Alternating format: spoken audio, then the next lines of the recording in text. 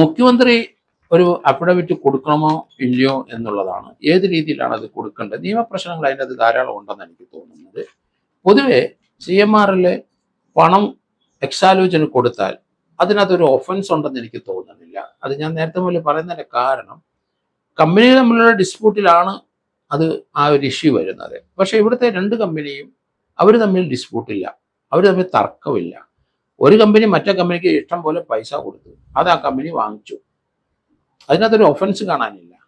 അത് സേവനം ഉണ്ടെങ്കിൽ ഇല്ലേലും ശരി, എന്തിനാണ് ആ കമ്പനി കൊടുത്തത്? അതൊരു 80% പ്രൈവറ്റ് ഷെയറുള്ള കമ്പനിയാണ്. അതിനകത്ത് ഗവൺമെൻറ്റിന് അല്പം ഷെയറുണ്ട്, KSIDCക്കാണ് ആ ഷെയർ. പൊതുവെ നോക്കിക്കഴിയുമ്പം അതിനകത്ത് വീണ വിജയൻ അഫിഡവിറ്റ് കൊടുക്കേണ്ടി വരും. മുഖ്യമന്ത്രി കൊടുക്കുകയോ ഇല്ലയോ എന്നുള്ള കാര്യം അത് നിയമപ്രശ്നമാണ് അതിൻ്റെ അകത്ത്. അതുകൊണ്ടാണ് അത് വ്യക്തമായിട്ട് പറയുന്നത്.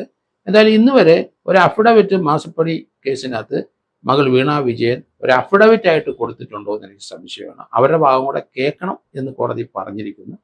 അപ്പോൾ അവരുടെ കാര്യം പറയാനുള്ളത് ഏത് വിധത്തിലാണ്, ഒരു സത്യവാങ്മൂലം ആണോ ഫയൽ ചെയ്യുന്നത്? അതൊക്കെ നിയമപ്രശ്നങ്ങൾ ധാരാളം വരുന്നതാണ്. അതോ അവർ ഒരു റിപ്പോർട്ട് കൊടുക്കുകയാണോ